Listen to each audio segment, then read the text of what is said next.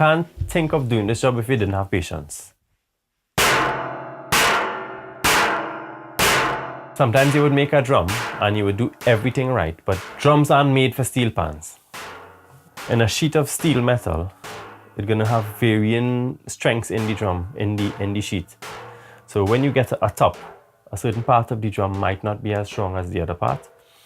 You might make it and you might think it's perfect and it's set, but then one note might be giving you trouble and you'll be banging away forever. You just have to go with the flow. But as I say, you just always have a drum that will test you.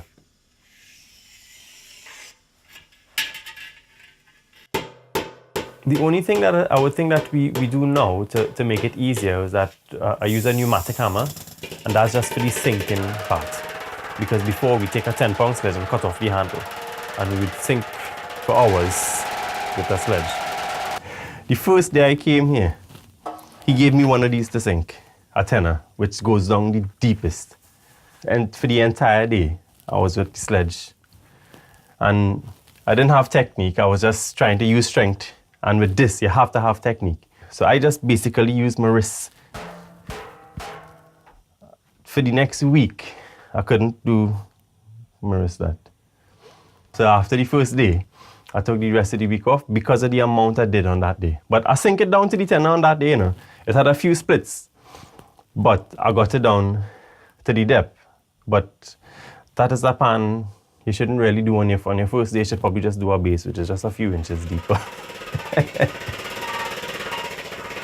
just take a wear and tear on the body. And then when you're getting tired, you might have a greater chance of putting a stress in the metal. So we started using pneumatic hammers, which helps with the sinking and the shaping of the drum.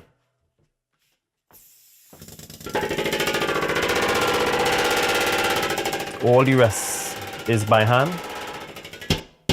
Everything else, you have to be listening to what you're doing. Even though we're using hammers, you're feeling the metal when you're hitting it. If it's flexible, if it's too stiff, rigid, there must be vibrating for a note to sound. So you need to get that completely flexible. I learned from my uncle. That was in 2003, I think.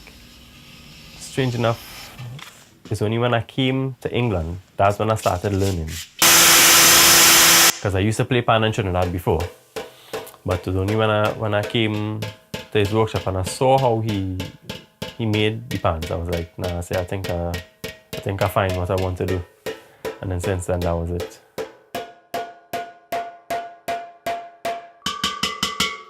For me, I'm still searching for a sound that is mine. I could hear something, but I can't do it yet. The early part of tuning steel drums, the drums weren't sink very deep. They used to sound a bit more rigid, but they were very strong. So like now, we stretch the metal much more, and we look for a lot of refinement. So like a lot of our drums now would ring quite a lot.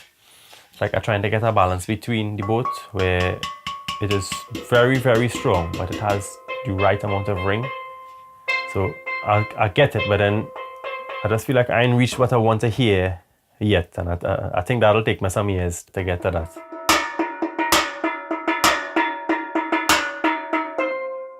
It is still amazement, like the hammer. When I first saw my uncle doing it, and he would say, yeah, you'll put in the fifth here, and this, that, and you'll put in this there, and like in my mind I was trying to figure out how do you put in something into a piece of metal.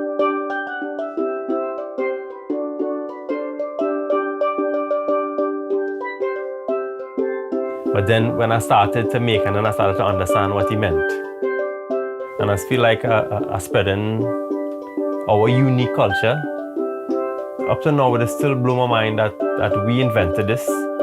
Even when I tune a pan, like someone, I would sit down and I would say, like, I made this instrument. I could make an instrument from nothing.